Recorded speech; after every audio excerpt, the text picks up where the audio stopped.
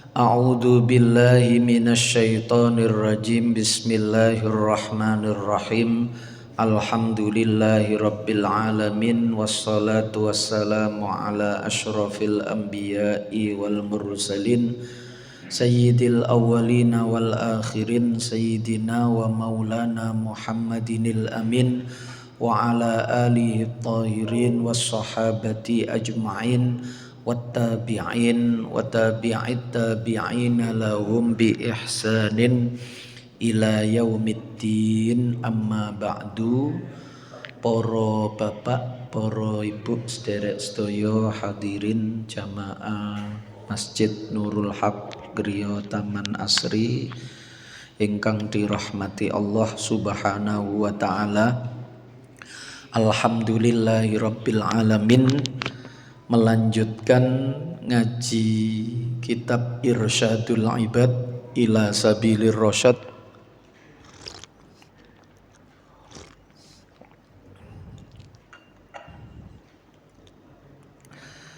Sakmangke nerusaken kemarin iman kepada para malaikat itu yang seperti apa. Sekarang iman wabil kutubi, lan iman kelawan piro-piro kitabe Allah.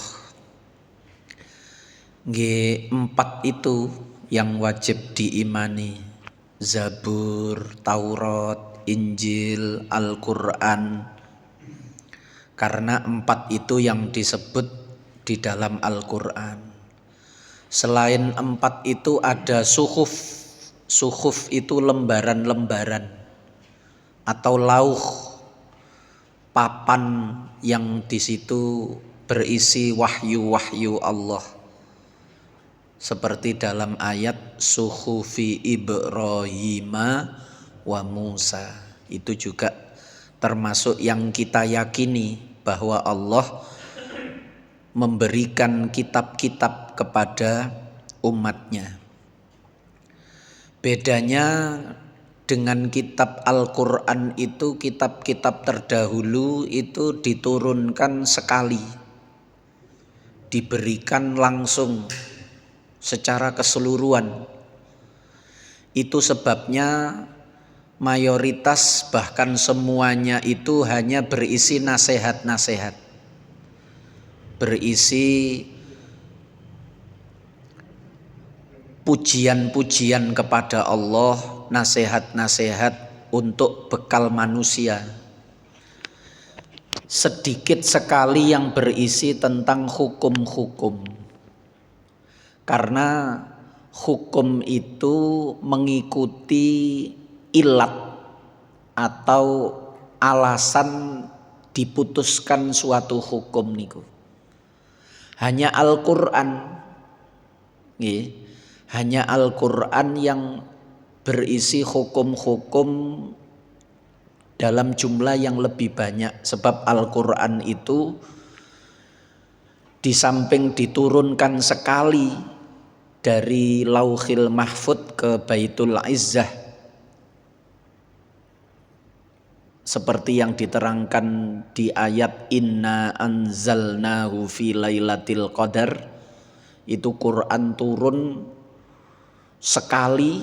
Jadi Quran itu model turunnya ada 2. Ada yang turun sekaligus, itu ketika Lailatul Qadar. Dari Lauhil Mahfud, lauh itu papan, mahfud itu yang terpelihara, terjaga. Artinya selain Allah dan siapa yang dikehendaki tidak bisa menjangkau itu. Al-Qur'an diturunkan dari situ ke Baitul Izzah. Baitul Izzah itu langit terdekat dari dunia.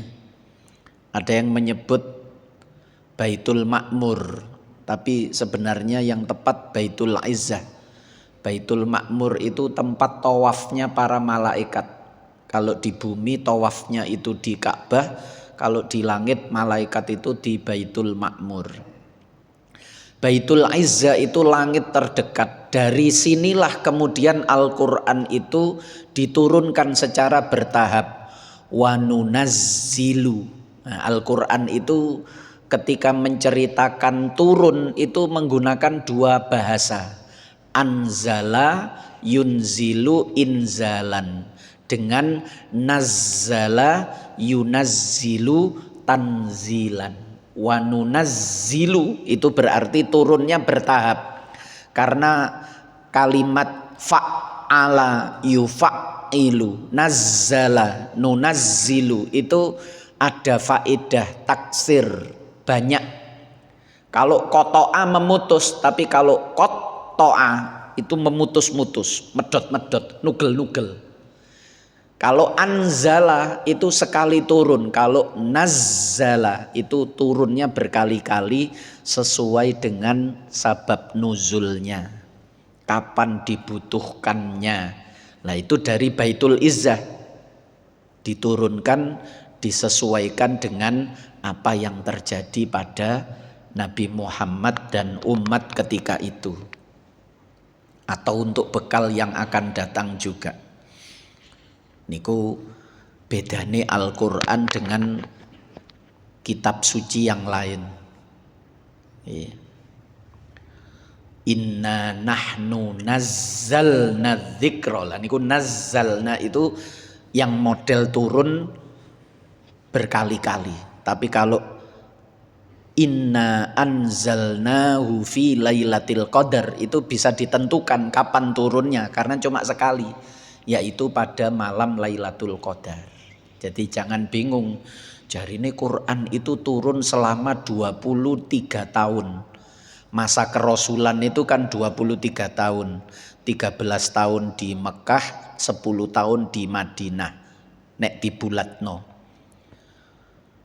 Tapi kok turunnya Lailatul Qadar? Mosok semua ketika Al-Quran turun itu semuanya pas Lailatul Qadar? Kan enggak semuanya siang. Kadang ayat itu turun di siang hari. Nah niku dia enggak paham dengan anzala dengan nazzala. Yang Lailatul Qadar itu yang anzala, yang dari Lauhil Mahfud ke Baitul Izzah itu Lailatul Qadar. Sekali itu. Ketika dari Baitul Izzah kepada Rasulullah itu bertahap selama 23 tahun itu. 22 tahun lebih pun. Yang wajib diimani 4 itu. Mengimaninya seperti apa? Yaiku i'tiqadu annaha nekotake iku meyakini, i'tiqad gitu. Ing sak temene kutub piro-piro kitab sucine Allah iku kalamullahi, kalame Allah. Jangan katakan itu ucapan Rasul, karangane Rasul. Itu kalamullah, itu firman Allah. Yang al-azaliyu kang bangsa azali. Jadi kalamullah itu disebut dengan 2 penggunaan. Niki nek mboten paham niki akhirnya rancu kaya wong Mu'tazilah zaman biyen garai geger donya. Banyak korban para ulama. Akhirnya muncul ilmu kalam niku untuk menjawab fenomena sing ngonten niku nggih ulama boleh menampilkan ilmu kalam yang sesuai, bukan akal-akalan tanpa dasar Al-Quran dan hadis. Munculnya ilmu kalam itu ngonten menjawab persoalan orang-orang itu zaman Bani Abbasiyah itu menjadi sangat liberal di dalam menerjemahkan segala ilmu pengetahuan dari luar, terutama dari Yunani. Filsafat itu masuk dan belum tersaring, belum menjadi filsafat Islam. Makanya kemudian ada nama filsafat Islam itu artinya ilmu filsafat yang asalnya dari Yunani itu yang dikompromikan, yang disesuaikan dengan syariat Islam, aturan Islam, bukan yang bertabrakan. Sing tabrakan dibenerno. Karena filsafat itu hanya berpikir, tidak menyandarkan kepada yang memberi fikir. Jadi persoalan digolek-goleki dhewe, dipikir-pikir dhewe, dijawab-jawab dhewe, dibener-benerno dhewe, disalah-salahno dhewe. Tanpa pijakan, tanpa rujukan, niku filsafat. Kumpulane wong bingung. Kalau tidak ada pegangannya.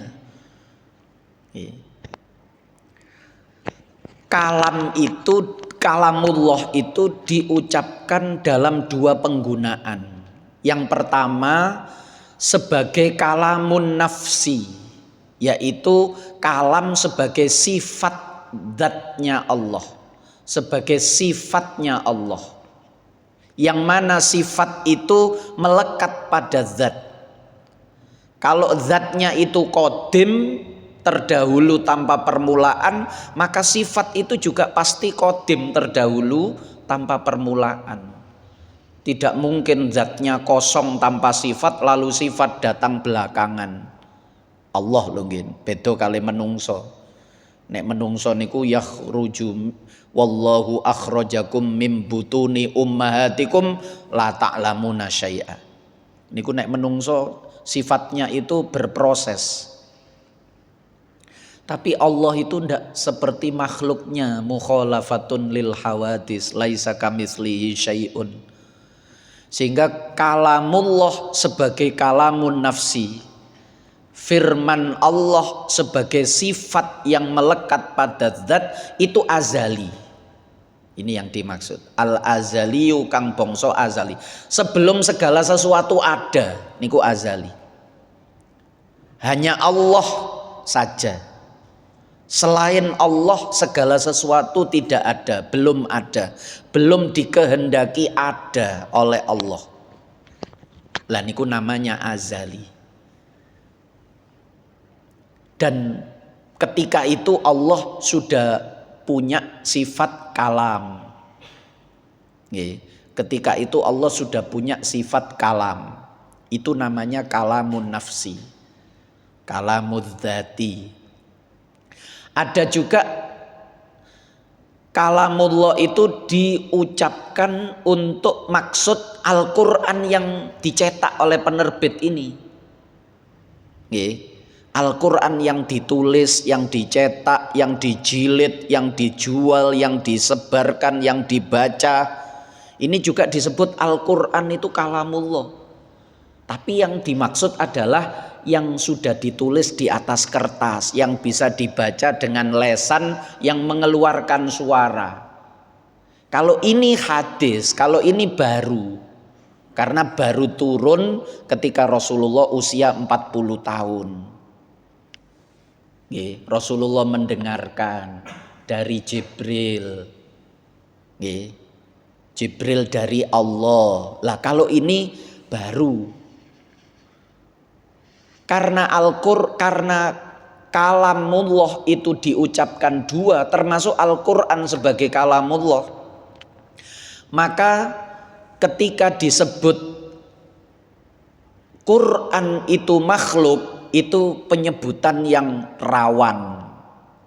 Bisa benar kalau yang dimaksud makhluk itu adalah yang tercetak, yang terjilid, yang bisa dipegang, yang bisa dibaca. Bisa juga Al-Quran itu adalah kalamullah yang merupakan kalamun nafsi, yang kalamudzat tadi itu, yang sebelum segala sesuatu ada. Jangankan Nabi Muhammad, segala sesuatu Nur Muhammad atau apapun itu juga belum ada. Ketika itu kalam itu sudah ada. Allah dengan segala sifat-sifatnya yang mulia, yang sempurna itu sudah ada.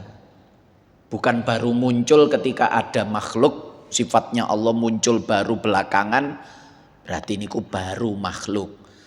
Pemikiran-pemikiran seperti ini dulu itu pernah menjadi penyakit di dalam tubuh umat Islam zaman Daulah Abbasiyah, terutama ketika zaman Khalifah Abbasiyah yang ketujuh, yaitu Al-Ma'mun, putranya Harun Ar-Rasyid, menggantikan Al-Amin kakaknya. Al-Ma'mun itu zaman beliau itu pengetahuan Islam itu memang berkembang pesat selama 20 tahun kepemimpinannya itu. Menjadi khalifah umur 28 tahun dan meninggal umur 48 tahun. Rojo-rojo biyen niku mboten ana sing tuwek. 48, 47, 32 yang menghentikan fitnah atau mihnatul Quran makhluk itu nanti keponakannya Al-Ma'mun, yaitu Mutawakkil, Al-Mutawakkil 'alallah, Khalifah Al-Mutawakkil 'alallah niku. Zaman Al-Ma'mun niku korbannya termasuk Imam Ahmad bin Hambal, dicambuk, dipenjara. Bahkan ada yang meninggal muridnya Imam Syafi'i, Imam Al-Buwaiti. Niki mulakne diterangkan kalamullah al-azali itu arahnya ke sana. Bahwa kalam Allah itu sifatnya azali, yang kalamun nafsi. Kalamun nafsi. Sama seperti manusia niki lho. Niki untuk membedakan kalamun nafsi dan kalamul lafzi. Al-Qur'an yang bisa dibaca, a'udzubillahi minasyaitonirrajim, itu kalamul lafzi. Itu juga firman Allah. Tapi ketika sudah diberikan kepada malaikat Jibril, ketika sudah diberikan kepada Nabi Muhammad, ketika sudah diajarkan kepada para sahabat, ketika sudah ditulis dan dibaca, diajarkan, niku kalamul lafzi. Tapi ketika segala sesuatu belum ada, itu sudah ada. Ketika segala sesuatu belum ada, itu sudah ada. Kalamullah itu sudah ada. Jangankan yang ada pada dirinya Allah, yang akan diciptakan Allah dari semua makhluk itu sudah ada dalam pengetahuan Allah, dalam ketentuan Allah. Bahkan bahwa besok nanti akan ada begini, akan ada begitu, tercipta ini, tercipta itu, perjalanannya seperti ini, seperti itu semuanya sudah dalam ilmunya Allah. Sehingga Gusti Allah niku tidak terkaget-kaget. Iya aku heran, aku biyen gawe menungso karepku yo gak ngene lho. Lah kok iso koyo ngene yo menungso iku. Lah Gusti Allah heran dhewe karo ciptaane, tidak siap, tidak punya pengetahuan tentang apa yang akan terjadi. Oh mboten ngonten niku, mboten pangeran niku. Tidak maha tahu kalau begitu. Gusti Allah iku ngerti ket sadurunge diciptakan sampai sak badane diciptakan sampai ketika tidak ada. Apa yang akan terjadi dalam rangkaian peristiwa niku semuanya itu bil qodoi wal qadar. Qodok itu sebelum diwujudkan, qadar itu setelah diwujudkan. Itu perbedaan qodok dan qadar. Jadi sebelum diwujudkan itu qadha, sudah ada ketetapan tapi belum diwujudkan. Ketika sudah diwujudkan itu namanya qadar. Pun. Ketika itu dipaksakan oleh Al-Ma'mun itu bahwa niki sebenarnya dia itu sekedar mencari siapa yang setia dengan dirinya, kepentingan dia sebagai penguasa cuma niku. Faham Mu'tazilah itu hanya dipakai alat. Asalnya ini menjadi fahamnya Mu'tazilah bahwa Quran itu makhluk, tapi dicomot oleh Ma'mun. Al-Ma'mun itu Khalifah Bani Abbasiyah yang ketujuh itu lalu digunakan untuk menyingkirkan orang-orang yang tidak setia dengan perintahnya. Dia menguji kesetiaan itu dengan kamu mau mengikuti pendapatku atau tidak. Aku berpendapat Quran itu makhluk. Tidak mau, disingkirkan. Semua qadhi, semua pejabat yang tidak setuju dengan Quran itu makhluk disingkirkan oleh Al-Ma'mun. Itu berarti dia tidak setia dengan apa yang menjadi pilihanku. Gak iso dipelihara pejabat koyok ngono iku. Niku dia maunya begitu. Akhirnya ulama termasuk korbannya Imam Bukhari niku ya. Imam Bukhari niku kan difitnah mengikuti faham Quran itu makhluk. Padahal tidak. Akhirnya Imam Bukhari itu mengasingkan diri dan meninggal dalam perjalanan menuju pengasingannya itu. Dzaqal ardu bima rahubat. Niku Imam Bukhari menyampaikan, wah bumi sing luas iki bagiku sekarang seperti sempit. Niku fitnah yang luar biasa ketika itu. Dimulai dari 218 Hijriyah sampai 15 tahun. Terjadinya mihnatul Quran makhluk, fitnah tuduhan Quran dikatakan sebagai makhluk itu 15 tahun. Zaman kepemimpinannya Al-Ma'mun, kemudian diteruskan oleh Al-Mu'tasim billah, kemudian diteruskan oleh Al-Wasik billah, dan selesai pada saat kepemimpinan itu digantikan oleh Al-Mutawakkil 'alallah. Niku baru selesai. Wis disuruh menghentikan, wis gak usah diterusno iku.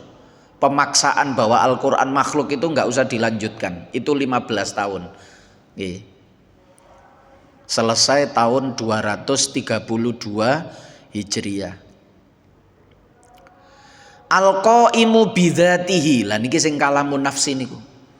Kalame Allah iku al-qaimu kang jumeneng, menancap, menetap, melekat bidzatihi kelawan zati Allah.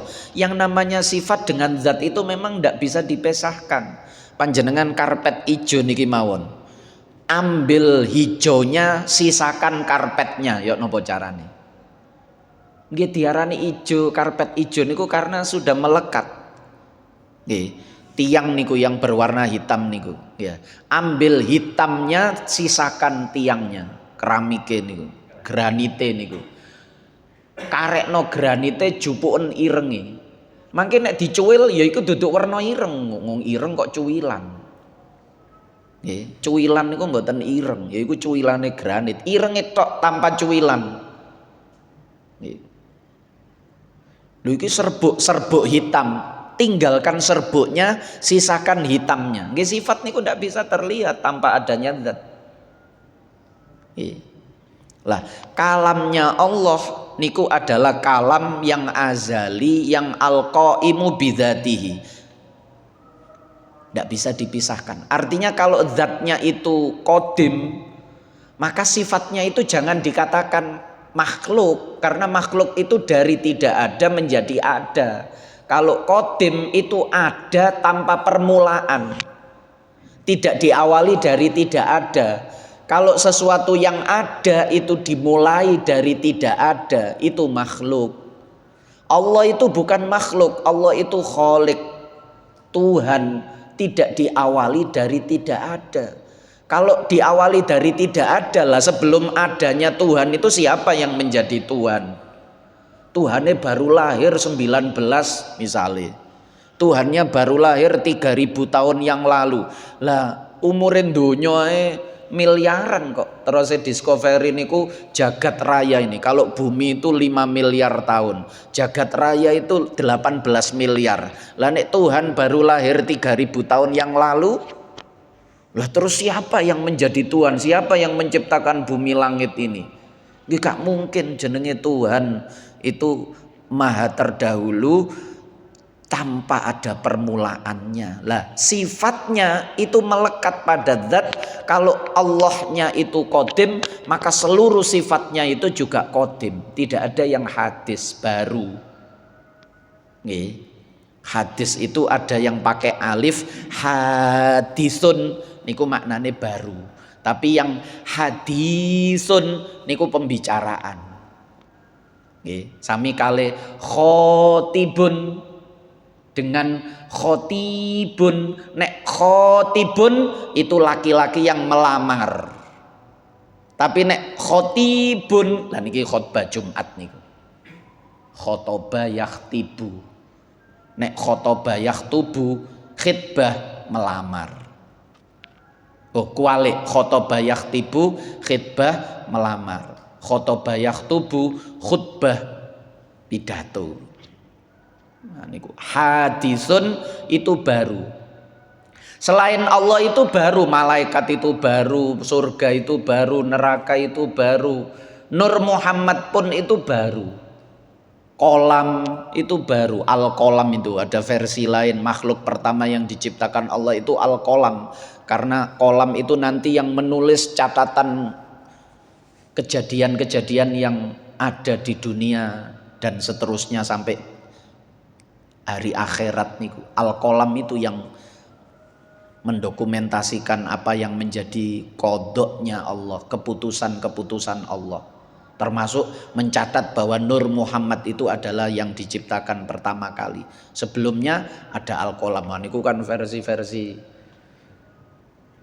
Tapi nek Allah itu sepakat, semua ulama Islam itu nih, sebelum segala sesuatu ada, Allah itu ada, sudah ada. Dan adanya Allah itu tanpa diawali dari tidak ada. Mboten gak ono terus dadi ono, muncul lalu menjadi Tuhan. Aku saiki dadi Tuhan. Niku raja niku menungso wingi gak ono terus lahir, terus duwe kekuatan lalu mengangkat dirinya menjadi raja. Niku raja penguasa. Tuhan mboten sekedar raja. Pun saged memahami nggih sing kula sampekno niki nggih. Nah niki pancen ilmu kalam niki terkait tauhid itu begitu. Nggih. Al-munazzahu kang disucikake anil harfi niki yang kalamul dzati, yang kalamun nafsi tadi itu. Bukan yang kalamul lafdi. Nggih. Bukan yang kalamul lafdi. Kalau Al-Qur'an yang kita pegang itu kalamul lafdi.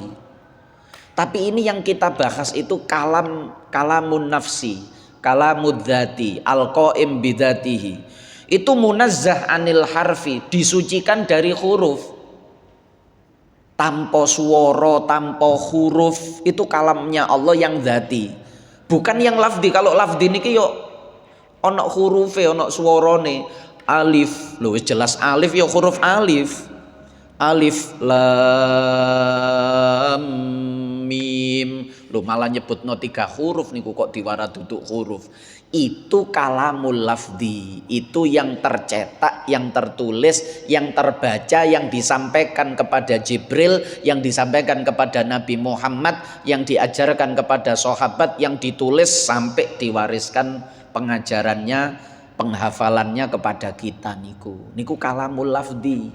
Tapi yang dibahas itu makanya tadi kalamullah itu diucapkan dalam 2 penggunaan niki.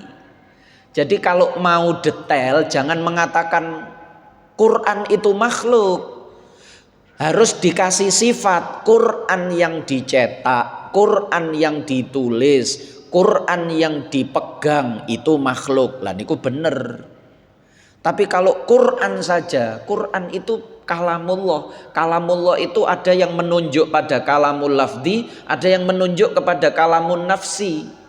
Kalau dikatakan makhluk, lah kok jangan-jangan yang kalamun nafsi itu juga makhluk, difahami makhluk. Kalau sifatnya makhluk berarti zatnya makhluk. Kalau sifatnya hadis baru berarti zatnya baru, karena tidak ada sifat baru kecuali melekat kepada zat yang juga baru.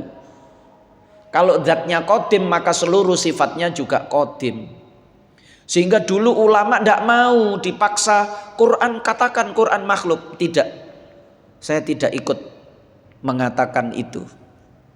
Berarti kamu membangkang Khalifah Ma'mun. Saya tidak membangkang beliau sebagai raja, tapi saya tidak mau mengikuti ajaran bahwa Quran itu makhluk. Cambuk, penjara Imam Ahmad bin Hambal niku ngalami.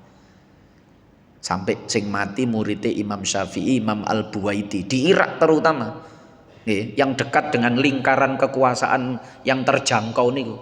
Mulane Imam Syafi'i niku sampai hijrah nang Mesir niku nggih geger-gegere Irak niku. Karena di sana itu pusat perebutan kekuasaan. Rajane niku nom-nom karena mati diracun karo dulure dhewe. Dulure wis gak sabar dadi raja, wah iki diracun ae. Lewat orang dalam, dadi raja niku balak-balik mati 2 tahun dadi raja mati. Sing rada ahli tirakat sembarangan mangan ya rada awet. Termasuk Al-Ma'mun niku awet 20 tahun menjadi raja. Nggih.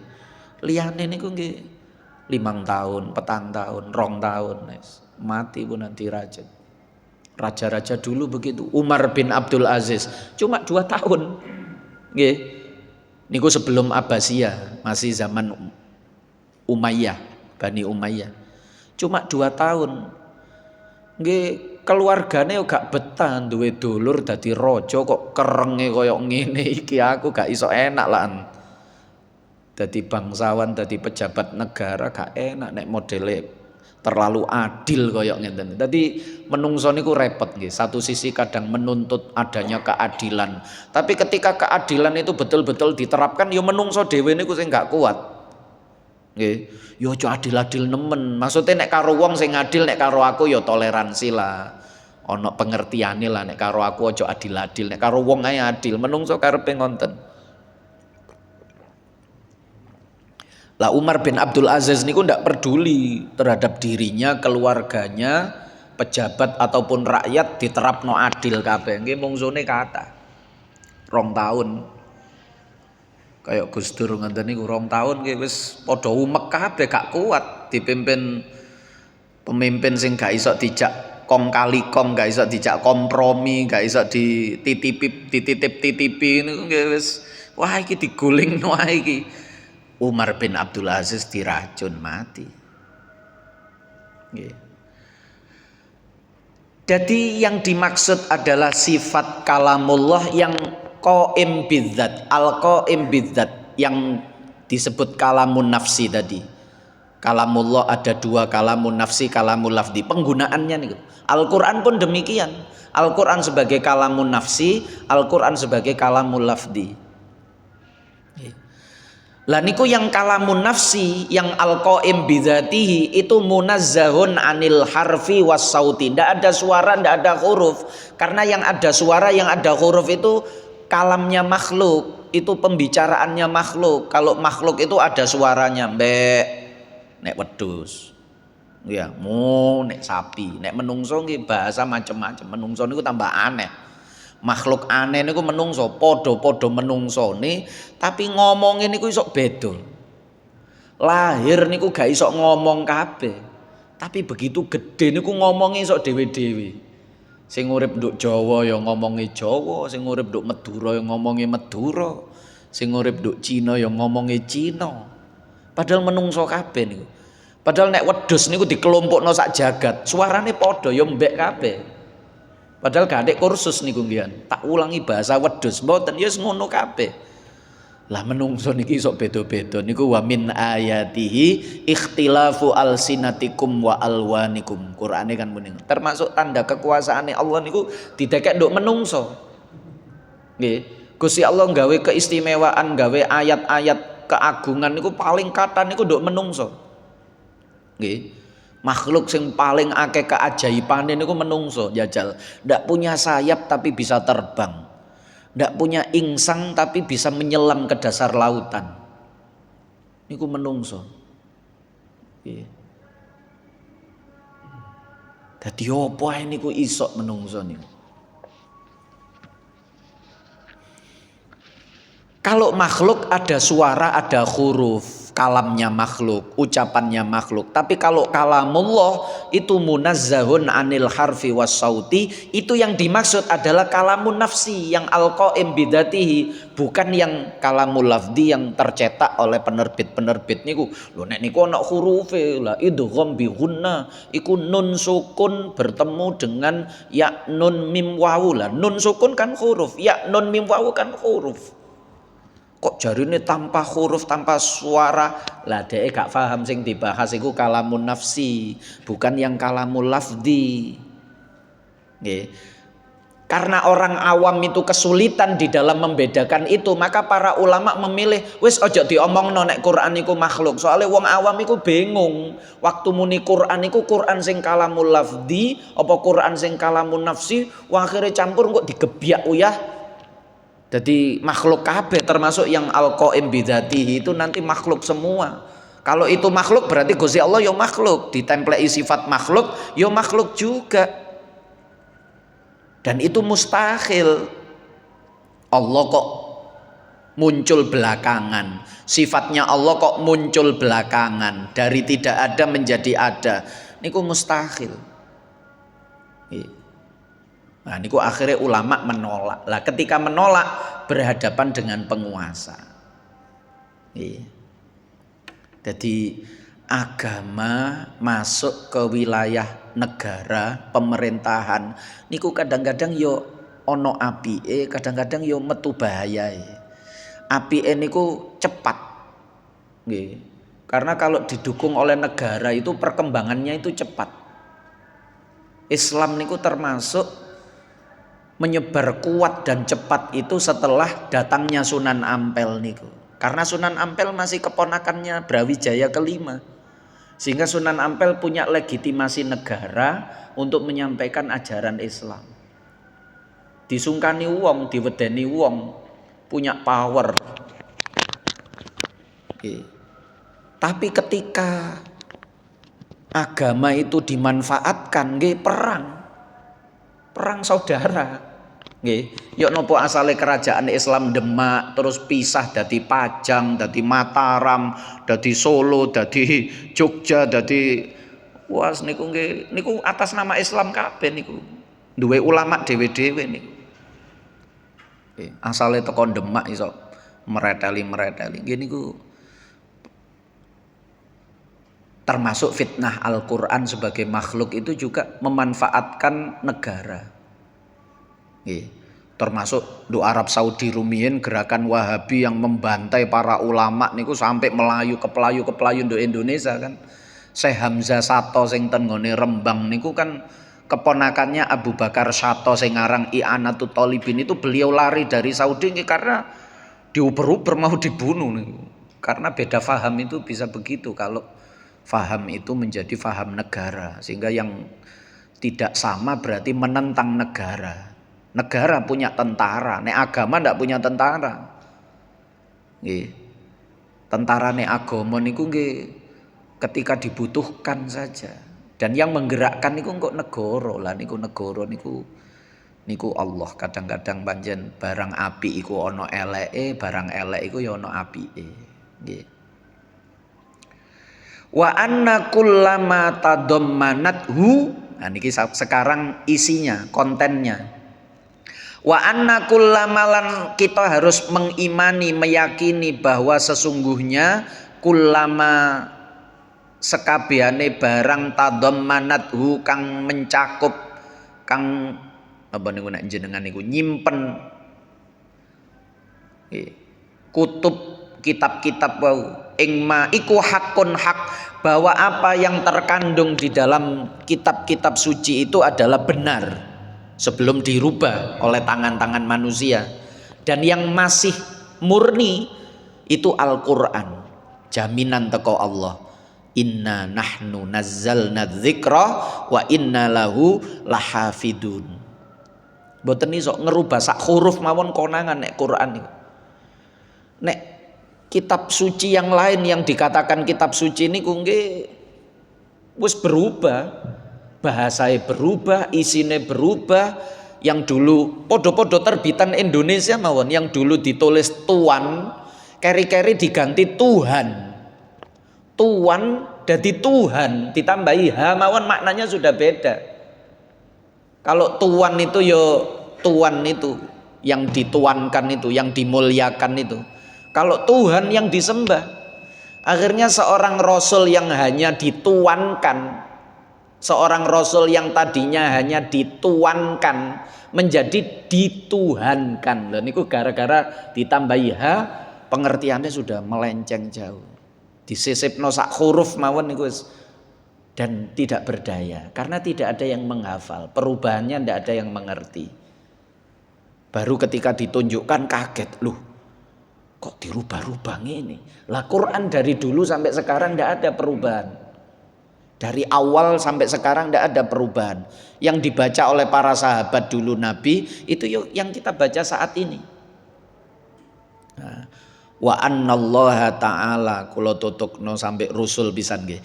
Dan sesungguhnya Allah Ta'ala iku anzalaha ala ba'dir rusulihi, menurunkan kitab-kitab itu kepada sebagian rasulnya bi alfadin hadisatin fi alwakhin au ala lisanil malak tadi, yang kalamul lafdi tadi, diturunkan kepada sebagian rasulnya dengan lafat-lafat yang baru. Iqra bismi rabbikal ladzi khalaq. Kanjeng Nabi kepireng kalimat itu lafat itu sautun mustamilun ala ba'dil hurufil hijaiyah, namanya lafdun niku. Al-lafdu jenengan nek ngaji jurumiyah rumiyin nggih. Al-lafdu huwa sautul mustamilu ala ba'dil hurufil hijaiyah. Lafat itu suara yang mencakup sebagian dari huruf hijaiyah. Iqra, ada hamzah, ada qaf, ada ra, ada hamzah yang disukun. Iqra, suaranya terdengar. Itu Allah menurunkan kepada sebagian rasulnya dengan lafat yang baru lah niku kalamul lafdi. Sementara yang azali, yang qadim, yang tidak berupa huruf dan suara itu yang kalamun nafsi tadi itu. Nah niki ngonten. Fil alwah fi alwahin ing dalam piro-piro papan yang Nabi Musa, Nabi Ibrahim itu lauh, alwah, jamaknya alwah, mufradnya lauh. Au ala lisanil malaki, atau lewat lesannya malaikat. Kanjeng Nabi niku Quran itu penulisan pemberian wahyunya tidak berupa papan. Nek Nabi Musa niku langsung rupa papan glodak ngonten. Ki lho wahyu teko Allah. Langsung tertulis di papan. Nek Kanjeng Nabi mboten langsung tertulis, langsung masuk ke dalam hati. Nggih. Kemudian hafal, lalu oleh Rasulullah diajarkan kepada sahabat, sebagian disuruh mencatat. Sing pinter nulis iki tulisan, termasuk Zaid bin Sabit, Muawiyah bin Abi Sufyan. Itu pencatat, sekretaris pencatat wahyunya Al-Quran di zaman Nabi. Yang lain dihafal, model Abu Hurairah dihafal. Sing gak duwe apa-apa, gak duwe bondo, gak nulis gak ono, apalno ya. Pada zaman Abu Bakar itu kemudian dikodifikasi, dikumpulkan menjadi satu di dalam satu mushaf, lalu disimpan oleh Abu Bakar. Timnya nggih ketua Zaid bin Sabit tadi itu, sekretaris pribadinya Rasulullah niku, sing biasa dikongkon nulis napa mawon, nulis wahyu, nulis surat niku Zaid bin Sabit, anak muda yang cerdas. Niku ketua timnya, baru usia 27 tahun waktu Abu Bakar mengangkat sebagai ketua tim. Niku dipegang Abu Bakar, lalu Abu Bakar wafat dipegang Umar, masih satu. Gawe dokumentasi saja. Umar wafat disimpan Hafsah putrinya sekaligus istri Rasulullah. Pas zaman Sayyidina Utsman niki terjadi konflik di masyarakat gara-gara eker-ekeran bacaan Al-Quran. Langsung diambil lagi yang dipegang Sayyidah Hafsah itu, kemudian dicetak, disalin menjadi 7 mushaf, disebar ke 7 provinsi ketika itu. Hijaz, Mesir, Irak, wonten niku. Syam. Di sana disuruh menyebarkan lagi. Di samping dihafalkan, tulisan itu juga disuruh disalin supaya bacaannya mengikuti ini, supaya tidak terjadi perselisihan yang menyebabkan pertikaian. Niku zaman Utsman, sehingga sampai sekarang tulisan itu disebut Rosem Utsmani. Nah, niku mangke kapan-kapan cerita yang agak lebih panjang terkait sejarah-sejarah penulisan Al-Quran. Sampun iman kepada Rasul. Wallahu a'lamu bis-shawab. Al-Fatihah. A'udzubillahi minasyaitonirrajim. Bismillahirrahmanirrahim. Ar-Rahmanir-Rahim. Maliki yaumiddin. Iyyaka na'budu wa iyyaka nasta'in. Ihdinas siratal mustaqim. Nggih, barangkali ada yang ditanyakan. Nggih, monggo, Pak. Mengenai Salat Jum'ah, nggih. Kalau kita datang tapi khutbah sudah dimulai, itu sebaiknya kita duduk apa sholat? Nggih. Sholat dulu, sholat sunah. Nggih. Dan selanjutnya di dalam bila ada peringatan sama lahu ala Jum'atan. Nggih. Itu apa memang urutan hadis yang terdepan? Nggih. Nah, yang ini terakhir, kalau kita datang, tapi setelah komat, kemudian kita ikut sholat Jumat, apakah sholat Jumat kita sah? Karena kita boten ngrungokno khutbah. ya, terima kasih. Yang pertama, ketika kita datang, khotibnya sedang khutbah, kita sholat dulu tahiyatul masjid, atau kita langsung duduk saja mendengarkan khutbah. Karena kalau sholat nggak bisa mendengarkan, kalau mendengarkan nggak bisa sholat. Ya, niku tergantung kita datangnya itu pas khotib baru awal khutbah atau sudah khutbah kedua akhir lagi. Kalau sudah khutbah kedua maka sebaiknya jangan sholat, langsung duduk. Tahiyatul masjidnya diganti dengan baqiyatus sholihat. Subhanallah walhamdulillah. Jadi sebelum duduk panjenengan baca untuk memuliakan masjid. Subhanallah walhamdulillah wala ilaha illallah akbar. Gini iki sakjane mboten Jumat tok. Kula wau melebet mriku langsung lungguh mboten atik salat tahiyatul masjid niku nggih karo melaku niku subhanallah alhamdulillah la ilaha illallah akbar subhanallah alhamdulillah wala akbar baru duduk niku pengganti tahiyatul masjid. Niku pengganti tahiyatul masjid iku baca baqiyatus sholihat nggih kalimat niku wau subhanallah alhamdulillah la ilaha illallah allahu akbar. 4 kalimat itu. Tapi kalau masih awal itu memang ada hadis dari Rasulullah. Ketika beliau khutbah, ada orang datang langsung duduk. Oleh Rasulullah niku ditegur, kamu jangan langsung duduk, kamu berdiri sholat dulu. Yaitu memuliakan masjid. Padahal niku Rasulullah sedang khutbah. Karena masih awal. Lah nek akhir kita sholat, engkau malah ketinggalan sholate imam. Wis imame wis kama sholaita, ngonten wis maca Allahumma ighfir. Lah niki sik tas teko langsung sholat. Wis Allahumma ighfir kok sik sholat. Nggih. Iso gak ngumani takbiratul ikhrame imam utawa malah imame selok rukuk bahaya. Terus yang kedua, faman lagha fala jum'atala niku nggih sebuah hadis yang disampaikan oleh Bilal itu bicara ketika khotib sedang khutbah nggih niku ulama khilaf nggih ada yang memberi hukum haram, ada yang memberi hukum makruh saja, boten haram, makruh saja nggih. Tapi kalau ditanya mana yang lebih baik, mendengarkan khutbah atau bicara sendiri atau malah berzikir, semuanya ulama sepakat kalau yang lebih baik. Cuma lebih baik itu derajatnya wajib mendengarkan, sunnah mendengarkan. Nah niku ulama khilaf. Yang wajib mendengarkan itu sekira khutbah itu didengarkan oleh orang 40. Selebihnya iku kerungu gak kerungu khutbahnya tetap sah. Tapi nek kabeh wong gak kerungu khotibe bisik-bisik. Assalamualaikum ma'asyiral muslimin rahimakum. Gak ono sing kerungu. Ya khutbah tapi gak ono sing kerungu. Lah niku nggih gak sah khutbahe. Tapi kalau sudah ada yang mendengar sekira orang 40, lah niku sudah menggugurkan kewajiban sholat Jumat. Karena ada khilaf tadi sehingga faman lagha fala jum'ata itu beda-beda maknanya. Yang menyatakan haram fala jum'atala itu ya Jumatannya tidak dapat pahala, tapi bukan berarti terus batal mboten. Tidak ada yang mengatakan Jumatannya batal. Lah nek batal terus Jumatan mengganti Jumatan kapan? Wong Jumat depan itu ada kewajiban Jumat lagi. Kalau mau kodok Jumatan niku lho ya napa carane? Kan mboten saged kodok Jumatan. Kalau mau kodok kan kodok duhur.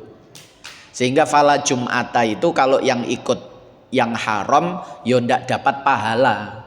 Lagha niku nganggur Jumatan tapi gak oleh pahala. Nganggur niku wau. Ada yang faman lagha fala Jum'atala itu tidak sempurna sholat Jumatnya. Jadi fala Jum'atala niku banyak nggih. Sama seperti la sholata li jaril masjidi illa fil masjid Ndak ada sholat bagi tetangga masjid kecuali di masjid. Niku nek melok sing wajib, ya berarti nggak sah sholat sendiri di rumah niku. Harus di masjid. Wong melaku ide, budal gak ado-ado. Nggih, sik luwe ado budal kerja daripada niku madzhab Hambali. Berjamaah niku fardu ain. Lah untungnya Indonesia niki akeh-akeh madzhab Syafi'i. Walaupun sing gak madzhab Syafi'i melok madzhab Syafi'i nek urusan jamaah. Sunnah muakkadah. Sunnah yang sangat dianjurkan. Oke, gara-gara memahami sunnah itu dikerjakan berpahala, tidak dikerjakan tidak apa-apa. Ya akhirnya gak jamaah ya gak popo, akhirnya akeh sing gak jamaah. Nah niku kabeh niku ana resikone. Milih sing fardu iku berarti Jumat jamaah penuh, tapi yo sekali gak jamaah gak sah salate. Nggih, koyok Jumatan. Hukume jamaah 5 waktu seperti Jumatan, fardu ain.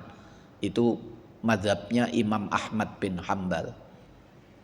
Sehingga fala Jum'ata itu maksudnya adalah yang kedua, Jumatannya tidak sempurna. Ya Jumatan tapi gak sempurna. Wong khutbah gak dirungokno, malah ngobrol dhewe. Ya Jumatan tapi gak sempurna. Nggih. Cara liyane oleh woto dhek oleh sigar separo, sak cuwil ngoten. Sik oleh sian. Nek sing lago sing pertama tadi nggih gak oleh apa-apa wis. Nggih. Yang ketiga pertanyaannya niku napa wae? Datangnya setelah khutbah, gak ngerungokno, gak ngerti khutbah blas. Nggih. Itu bagaimana disebut sah sebagai sholat Jumat bagi seorang makmum itu ketika dia menangi jamaah dengan imam Jumat 1 rakaat. Mboten usah ngerungokno khutbah, ketinggalan 1 rakaat saja. Tapi ini bukan berarti untuk dipilih nggih. Niki standar bisa disebut sebagai sholat Jumat nih lho. Itu ketika seseorang itu menangi jamaah sholat Jumat di belakang imam 1 rakaat. Artinya apa? Ketika imam salam dia hanya menangi 1 rakaat. Bagaimana dia mengulang kekurangannya itu? Menambahnya itu cukup 1 rakaat. Karena dia sudah dimasukkan sebagai sholat Jumat sebab menangi jamaah di belakang imam 1 rakaat. Imam salam dheweke kari nambahi 1. Tapi kalau dia itu 1 rakaat saja dia tidak dihitung. Dia baru masuk sholat Jumat itu rakaat kedua setelah imam rukuk. Berarti kan mboten dihitung. Ya, rakaat kedua setelah imam bangun dari rukuk. Dihitung 1 rakaat mboten? Mboten. Berarti nanti setelah imam salam dia jangan mengulang 2. Karena dia tidak dihitung 1 rakaat sehingga dia tidak dihitung sholat Jumat. Lah terus saya sholatnya bagaimana? Itu seandainya terjadi pada kita. Dia mengulangnya 4 rakaat. Niatnya Jumat karena imamnya masih sholat Jumat. Usolli fardhol Jum'ati cara nek diucapno. Niatnya sholat Jumat, tapi begitu imam salam dia prakteknya zuhur. Niku dalam fikih namanya nawa wala sholla wala nawa. Niatnya Jumat tapi tidak sholat Jumat. Sholatnya zuhur tapi niatnya tidak zuhur. Itu nawa wala sholla wala nawa. Kalau niki nggawe bahasa perbandingan kali niku nggih, jangan salah paham. Kalau sekedar nih lho, kula muni sekedar niki jangan salah paham. Dibandingno kali niku lho nggih. Yang menangi 1 rakaat saja disebut Jumatan, dia cukup mengulang 1 rakaat, apalagi yang menangi 2 rakaat.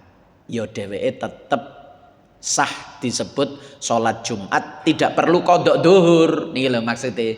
Kalau disebut sah sholat Jumatnya berarti tidak perlu sholat duhur lagi. Kalau disebut tidak sah, sama seperti ibu-ibu nih loh. Ibu-ibu itu ikut sholat Jumat, itu sah Jumatannya.